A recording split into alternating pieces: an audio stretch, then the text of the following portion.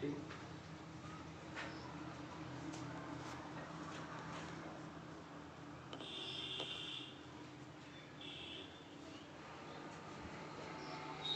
हाँ तो आज मैं आप लोगों को पाठ 1 जिसका शीर्षक है पद, इस पद के कर्ता सूरदास जी हैं। मैं आप लोगों को इस पद की 8वीं कविता की पंक्तियों का अर्थ बताने जा रहा हूँ। आप लोग अपनी पुस्तक में 8वीं कविता की पंक्तियों को ध्यान से देख करके उसके अर्थ को समझने की कोशिश कीजिए। पहले मैं आप लोगों को संदर्भ के विषय में समझाऊंगा। संदर्भ जैसे सारी कविता की पंक्तियों का संदर्भ जो है इस पद का एक ही होता है। जो पहली कविता पंक्तियों में संदर्भ लिखा जाएगा वही इसमें भी लिखा जाएगा। जैसे मैं फिर समझा दे रहा हूँ, प्रस्तुत पद्यांश हमारी पाठ्य पुस्तक हिंदी पाठ 1 पद नामक पाठ से लिया गया है। इसके रचयिता सूरदास जी हैं। इतना संदर्भ में लिखा जाता है। प्रसंग है, प्रसंग प्रस्तुत पद खंड में गोपियां ऊधों से भगवान श्री कृष्ण के विरह में व्याकुल अपनी बात को व्यक्त कर रही हैं। व्याख्या है,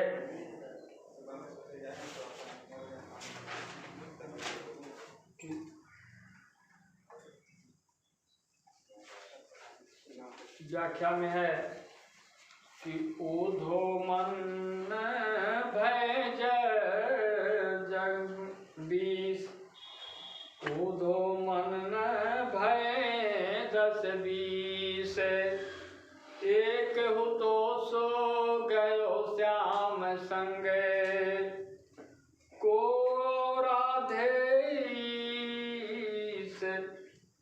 इंद्री शिथिल भई के सो बिनु,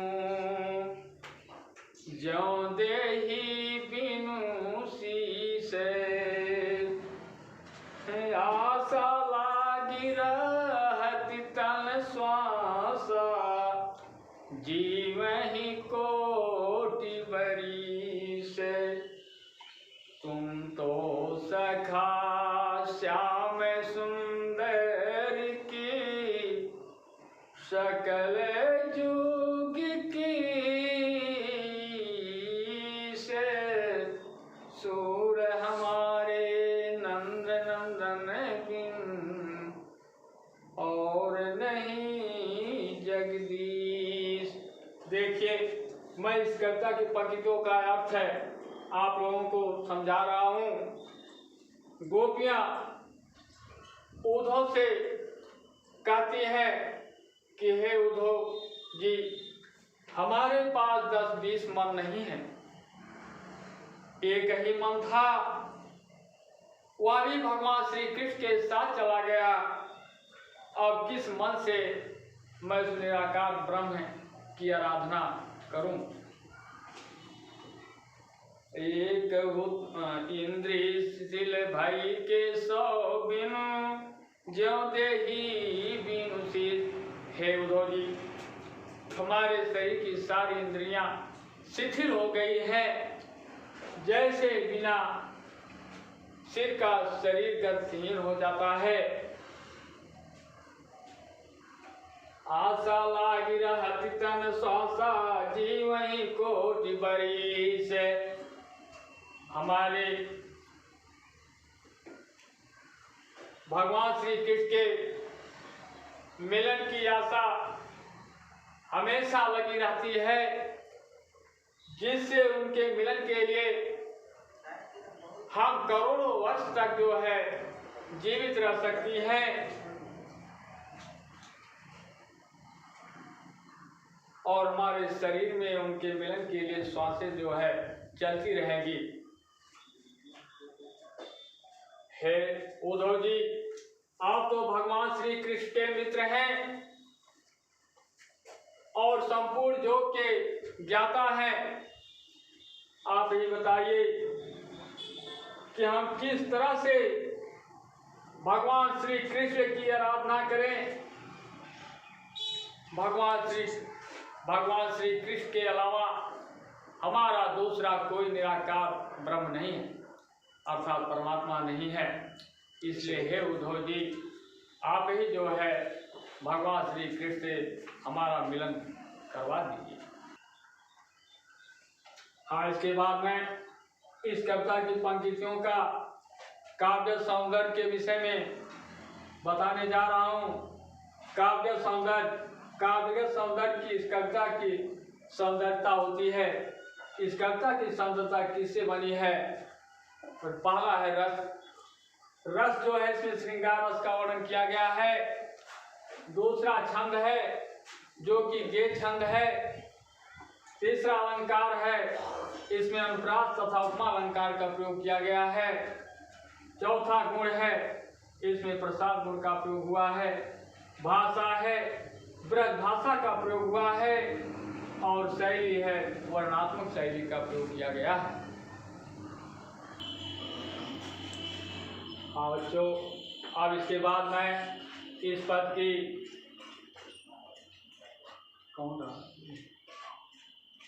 इस पद की जो कविता की पंक्तियां हैं आप अपने बुक में देख लीजिएगा। संदर्भ में जो है पहले की भाग जो है वही इसमें भी रहेगा। संदर्भ में प्रसंग में इस कविता की पंक्ति में गोपियां उद्धव के निर्गुण भक्ति का खंडन की है। अब व्याख्या मैं कविता को पढ़ करके इसके बाद उसका अर्थ समझा रहा हूँ। हाँ, तो देखिए, आप अपने पुस्तक में इस कविता की पंक्तियों को पढ़ करके इसका अर्थ ध्यानपूर्वक समझने की कोशिश कीजिए कि निर्गुण कौन देश को वासी। गोपियां उद्धव से कहती हैं कि हे उद्धव जी, वह जो निराकार ब्रह्म है वह किस देश का रहने वाले हैं? मधुकर कही समझाई सौ दे, पूछत साजन हासे। हे उद्धव जी, मैं सौगंध दे करके पूछती हूँ, मैं कोई हंसी की बात नहीं कर रही हूँ, सच बात पूछ रहे हूँ और आप सच सच बताइए। को है जनक, कौन है जननी, कौन नारी को दासे। हे उद्धव जी, उनके कौन पिता हैं, कौन माता है, कौन उनकी पत्नी है और कौन उनकी दासी है। कैसे वरन वेश है सो, और की रस में अभिलाषी। हे उद्धव जी, उनका कैसा रंग है, कैसा वेशभूषा है और किसके रस में वे लीन है।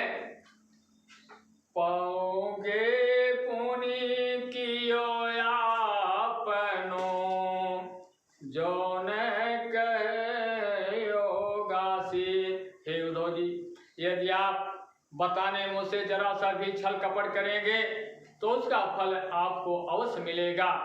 इसलिए आप बिल्कुल सच बताइए।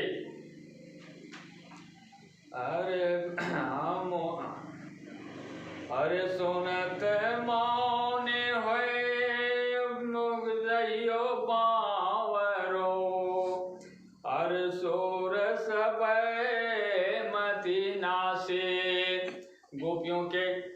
प्रकार की बात को सुन करके उद्धव जी चुप हो जाते हैं, वे बावले यानी पगले से हो जाते हैं, उनकी सारी बुद्धि जो है नष्ट हो जाती है।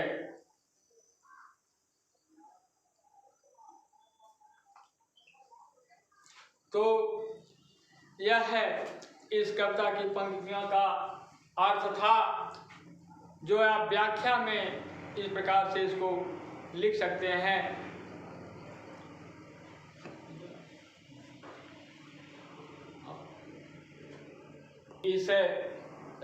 अब इस कविता की पंक्तियों में जो काव्य सौंदर्य है उसको मैं समझाने जा रहा हूँ।